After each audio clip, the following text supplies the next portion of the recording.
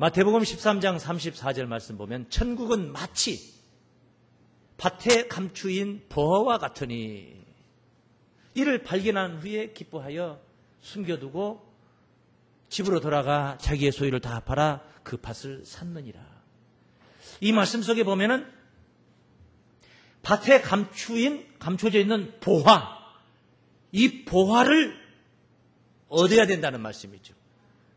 이 보화를 가져야만이 구원을 받는다는 뜻인 것입니다. 그런데 이 보화가 어디 있느냐? 어떤 밭에 감춰져 있다는 것이죠. 보화가 있는 장소가 있다는 것입니다.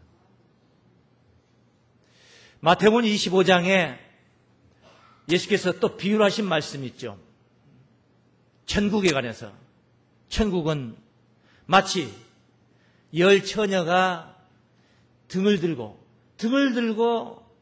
나아가는 그 열 처녀와 같다. 이 비유의 말씀도 보면은 신랑 되시는 구원자 우리 주 예수 그리스도 빗대고 있는 말씀이죠. 그리고 그 어딘지는 모르지만은 혼인 잔치가 있는 그 장소로 슬기로운 자가 들어갔고 미련한 자는 늦게 쫓아와 문을 두드리는데 들어가지 못했던 그런 이야기가 있습니다. 이런 구원에 관해서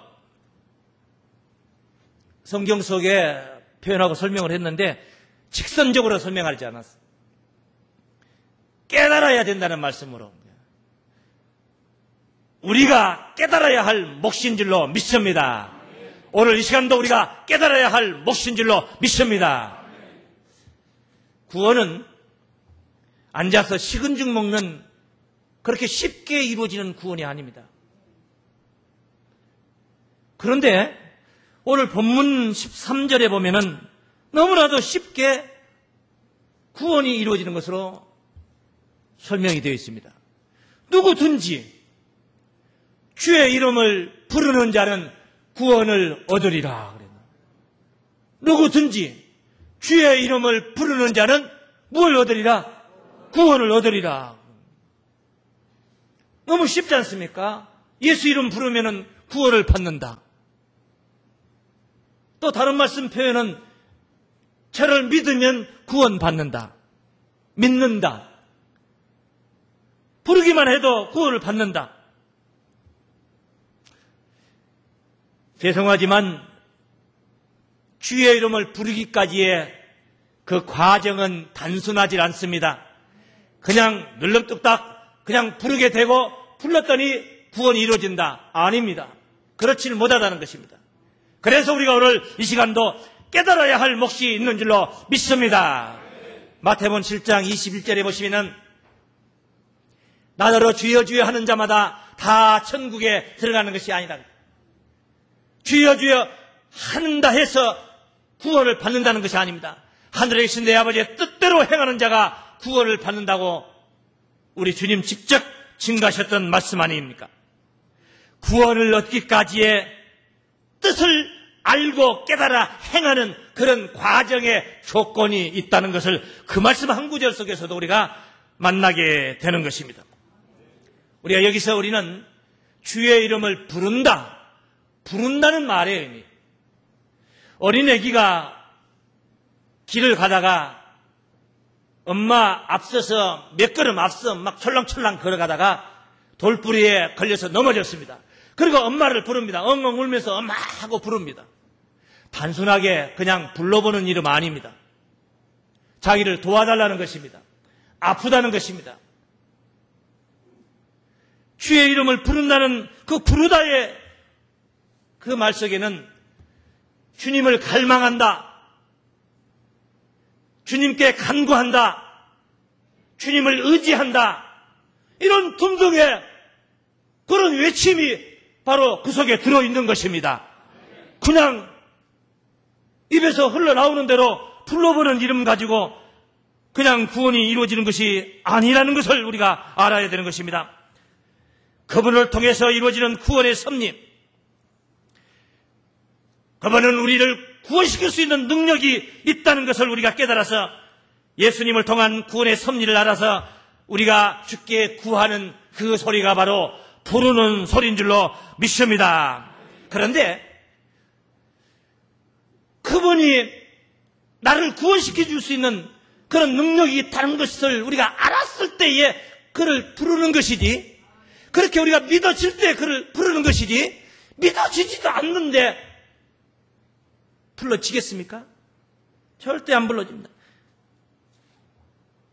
다시 말하면은 주의 이름을 부른다는 것은 주를 믿고 그분에게 구원이 있다는 것을 믿고 그를 의지하는 그런 모습이 바로 부르는 모습인 줄로 믿습니다. 그래서 14절 말씀, 오늘 본문 14절 말씀에 따라하시겠습니다. 믿지 아니하는 자를 어찌 부르리요? 믿지 아니하는 자를 어떻게 부를 수가 있겠냐 말이에요. 우리가 첫째로 주의 이름을 부르면 구원을 받는다. 좋습니다. 얼마나 좋은 희소식입니까? 그런데 두 번째로 믿지 않는 자를 어찌 부르리요? 믿는 자만이 주께 의지하고 주를 간구하고 주를 갈망할 수가 있다는 것입니다.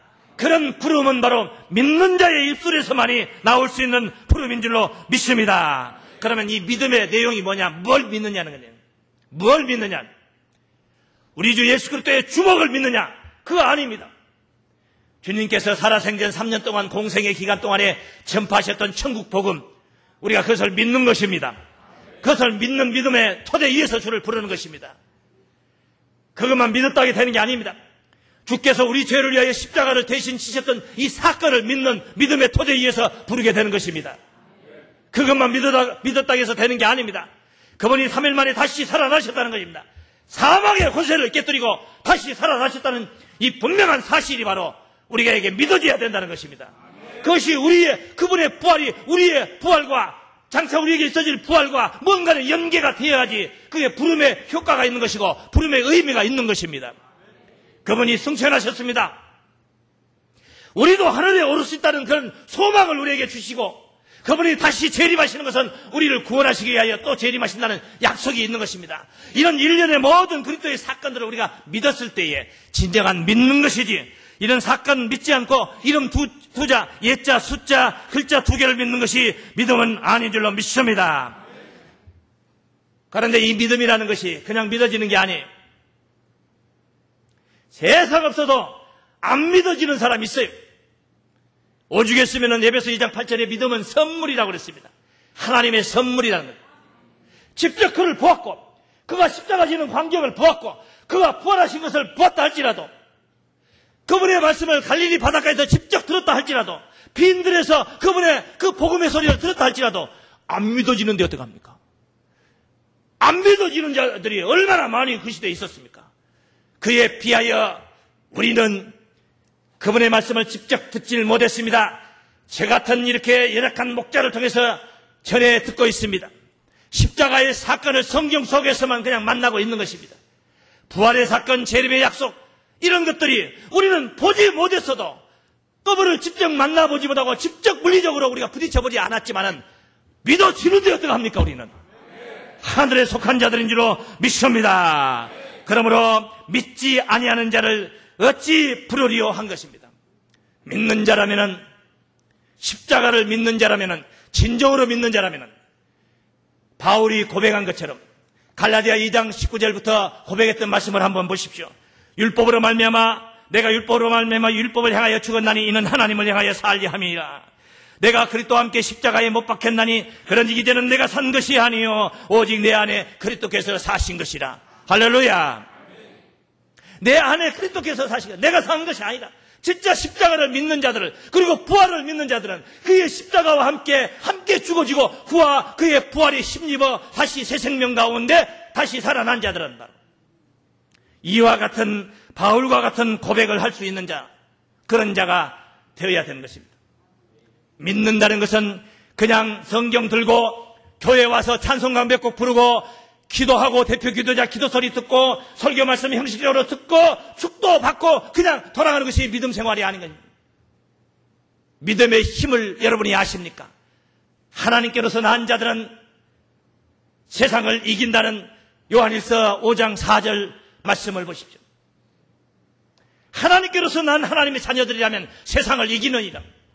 오늘 이 순간도 세상을 이기지 못해서 예배에 참여하지 못한 자들 있을 줄 압니다. 세상을 이긴다는 거죠.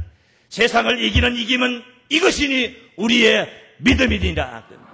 우리의 믿음이가로 세상을 이길 수 있다는 겁니다. 세상 뿐입니까? 사망도 이긴다고 고린도전서 15장 56절 58절까지 증거하고 있지 않습니까?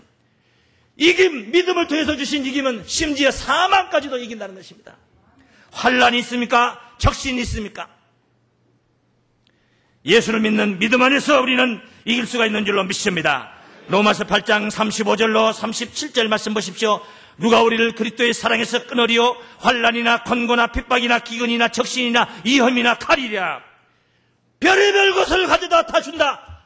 우리 앞에 엄습하고 이런 물리적인 그런 아픔을 우리에게 준다 할지라도 우리가 그 앞에서 절대로 굴복하지 않고 예수를 믿는 믿음 안에서 우리가 이길 수가 있다는 것입니다. 기록된 바 우리가 종일 주를 위하여 죽임을 당케 되며 토살할 양같이 심지어 토살할 양같이 여김을 받았나이다 한 것 같아요. 이 지경이 된단 말이에요. 이런 지경이 될지라도 말입니다. 37절 말씀 보십시오. 그러나 이 모든 일에 우리를 사랑하시는 이로 말미암아 우리를 사랑하시는 그 하나님의 사랑 그 그리스도의 귀한 그 사랑으로 말미암아 우리가 따르면 넉넉히 이기느니라. 할렐루야. 이런 믿음의 토대에 의해서 주의 이름을 부르었을 때 그게 진짜 부르는 소리지. 그저 커피 한 잔만 와도 지어, 과일 한 조각만 깎아도 지어. 그런 주의 이름을 부르는 의식으로 구원을 하나님께서 주신다는 것이 아닙니다. 그리스도를 믿는 믿음, 오늘 여기서 언급하고 있는 우리에게 보여주는 이 믿음은 그냥 되는 게 아닙니다. 어쩌다 보니까 저절로 그렇게 되는 게 아닙니다. 예수를 믿는 믿음이라는 것이 그냥 갑자기 어쩌다 잠자고 나니까 그냥 부쩍 크듯이 자고 낳고 그냥 하는 가운데 그냥 어린 아기들 자라듯이 그렇게 믿음이 자라는 게 아니라는 것입니다. 그리스도에 관한 그 생명력 있는 우리를 구원하시는 그리스도에 관한 그 비밀한 말씀을, 감동적인 말씀을 자꾸만 들어야만이 그 들음에서 우리의 믿음이 커지는 줄로 믿습니다. 그래서 오늘 본문 14절 중반에 이런 말씀이 있습니다. 따라하십니다. 듣지 못한 이를 어찌 믿으리요? 듣지도 못한 사람을 어찌 믿을 수 있냔 말이에요. 어찌 믿을 수 있습니까? 들어본 적도 없는 자를 어떻게 우리가 믿을 수 있냐고요. 듣는 그런 과정의 사건이 필요하다는 것입니다. 우리가 믿음을 갖기까지는, 그래서 믿고 그를 의지하여 부르기까지는 듣는 과정이 있어야 된다는 것입니다.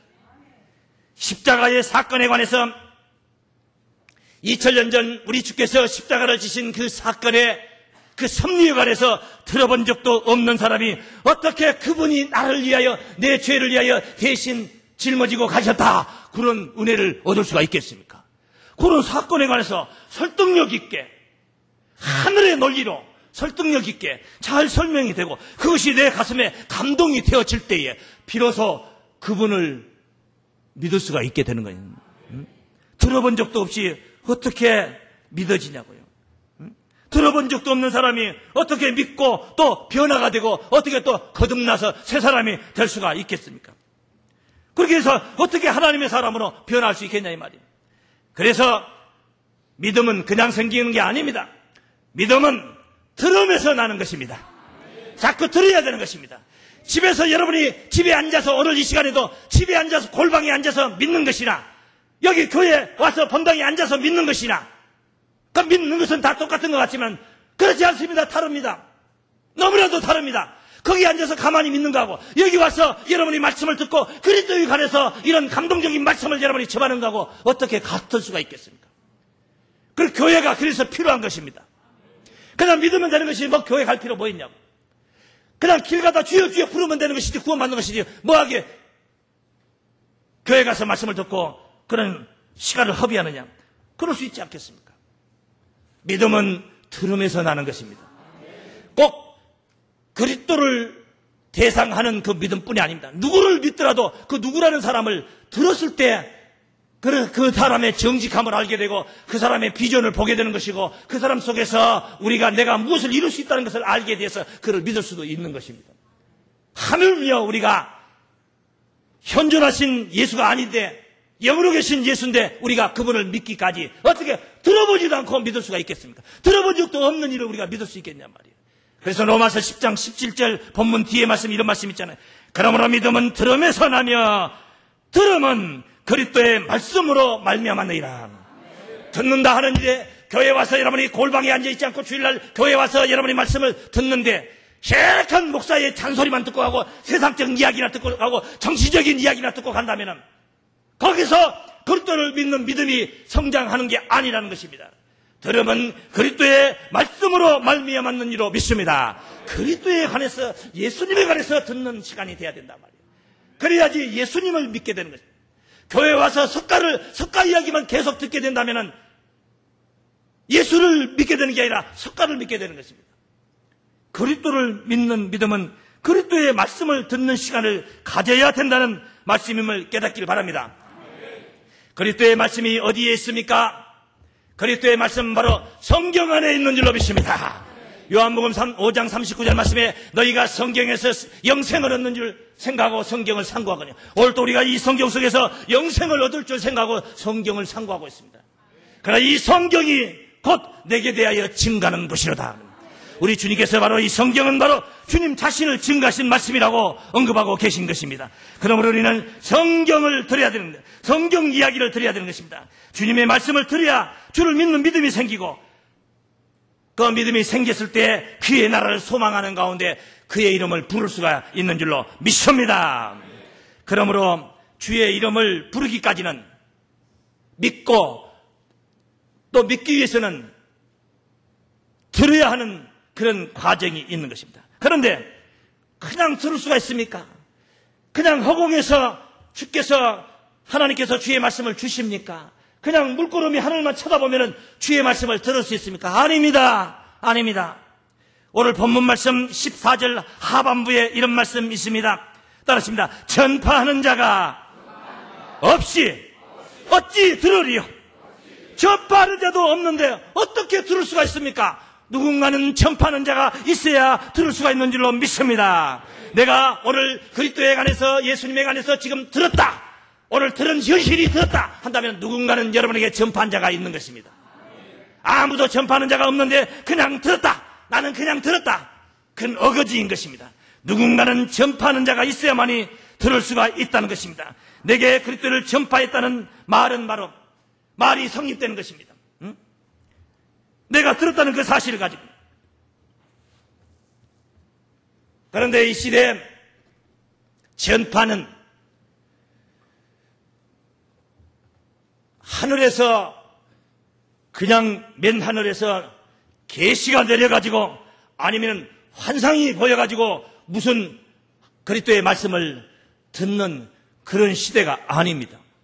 하나님이 뭐에 지금 부족해서 하나님이 이미 주신 이 약속 문서에 뭔가 부족한 것이 많아서 새로운 말씀을 새로운 복음을 주셔가지고 귀로 듣도록 그렇게 역사하는 시대가 아닙니다.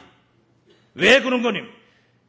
이미 주신 이 성경이 너무나도 완벽한 구원을 바로 논하고 있기 때문인 것입니다. 이 성경으로는 부족하다면 또 다른 어떤 메시지를 우리가 또 받아야 되죠. 어떤 계시받은 그런 이단자를 쫓아가가지고 계시받았다 하는 이단자를 쫓아가서 듣든지 말든지 해야 되지 않겠습니까? 성경은 완벽한 책입니다. 이사야 34장 16절 말씀에 너희는 여호와의 책을 자세히 읽어보라. 자세히 보면은 완벽하다는 것을 알게 된다는 거예요. 자세히 읽어봐라.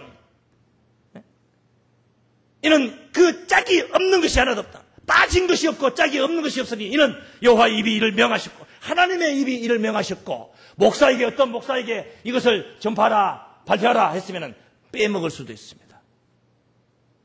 뭘 잠깐 착각하고 빼먹을 수도 있고 말을 잘못 전할 수도 있는 겁니다. 그래, 하나님의 입이 직접 전파하셨다는 거예요.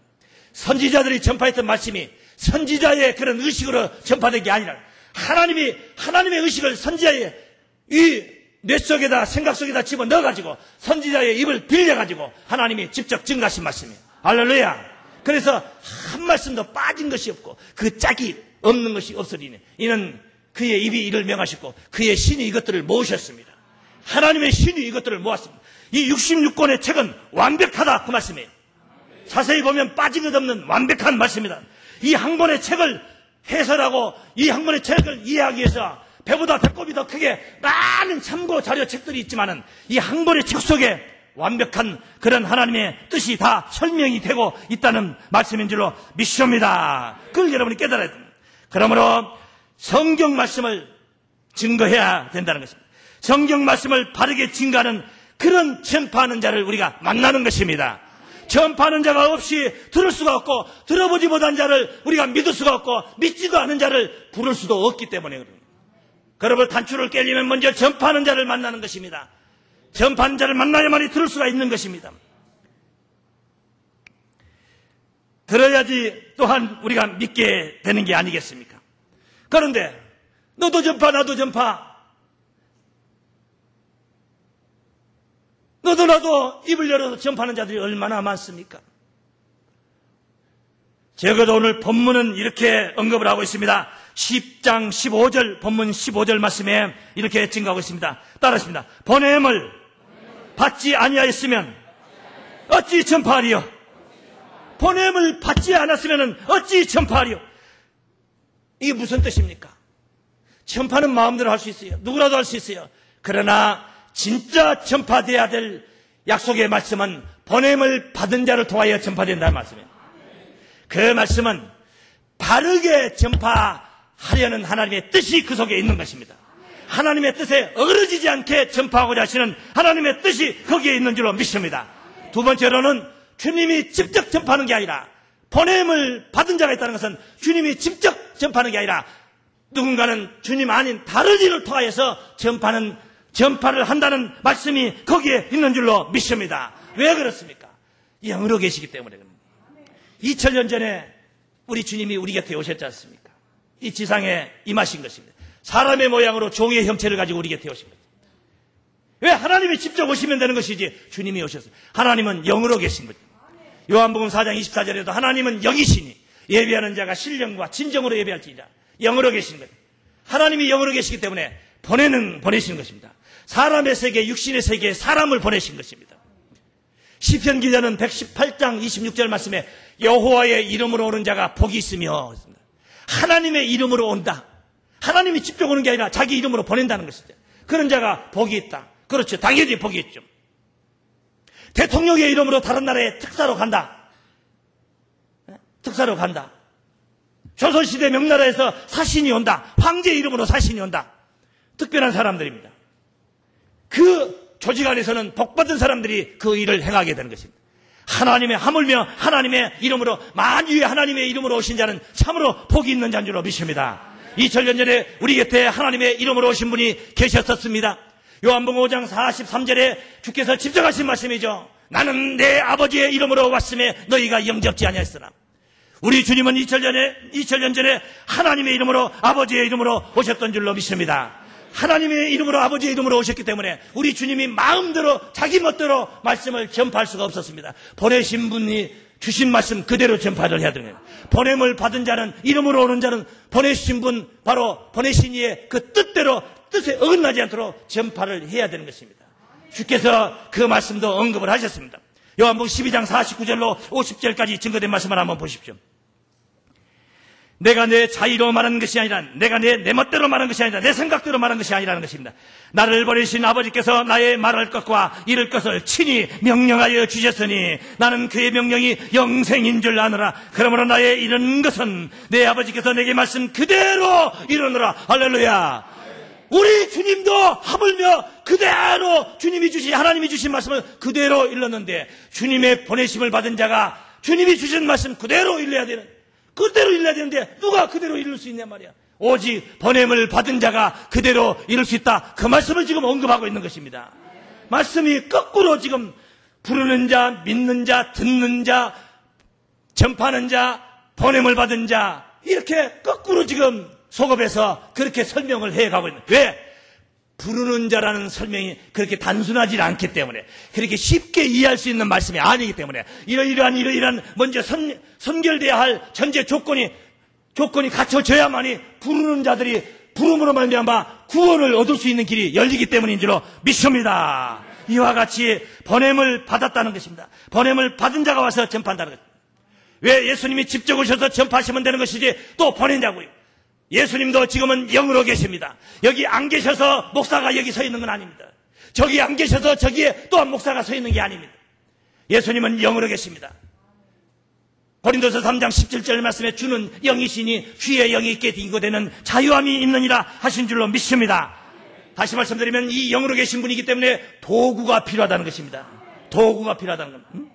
그래서 주님께서도 주님을 전파하실 자를 보내셔서 주님을 전파하게 하신다는 것입니다.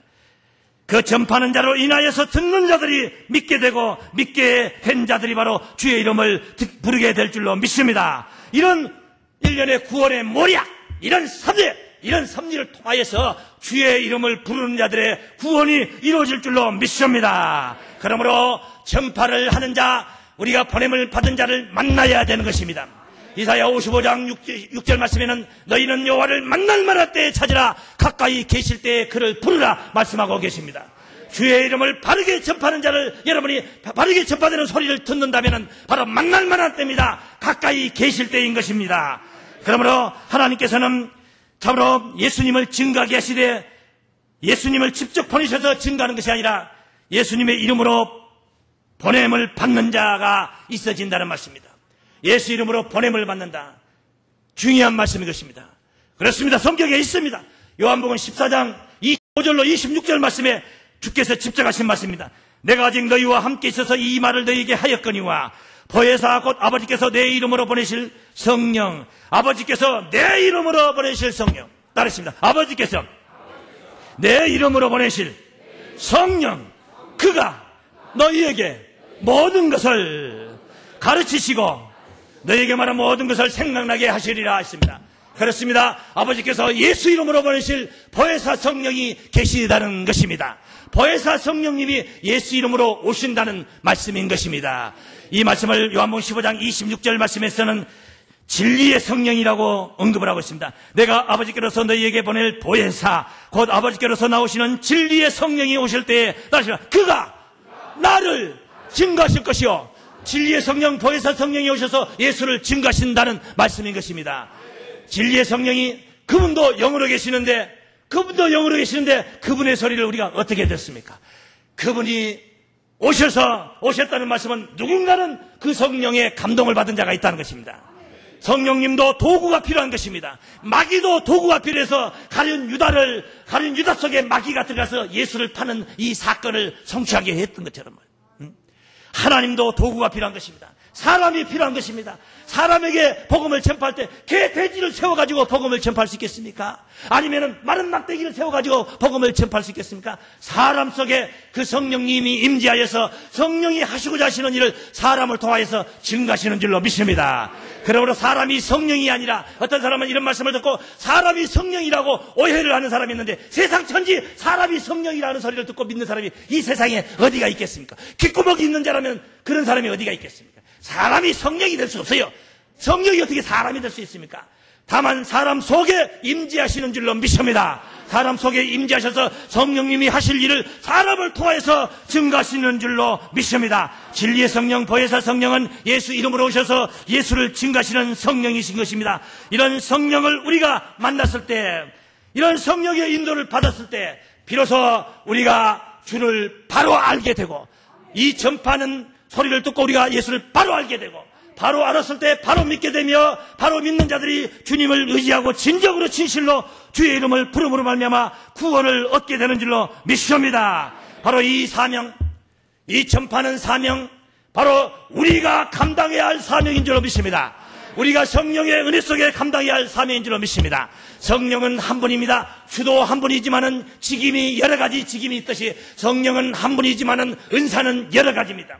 신유와 방언의 은사만 있는 게 아닙니다. 지혜의 말씀, 지식의 말씀의 은혜도 성령님을 통하여서 있어지는 것인 줄로 믿습니다. 이런 은혜를 받고 이런 감동을 받은 자의 외치는 소리를 통하여서 우리가 그리스도의 십자가의 사건을 깨닫게 되고 듣게 되고 믿게 되고, 그리고 우리가 또한 그의 이름을, 그 구원을 소망하는 가운데 부르게 되는 줄로 믿습니다. 주의 이름을 부르는 자의 구원이 오늘 이 자리에 계신, 오늘 이 소리를 듣는 모든 자들에게 충만하시기를 주의 이름으로 축원합니다.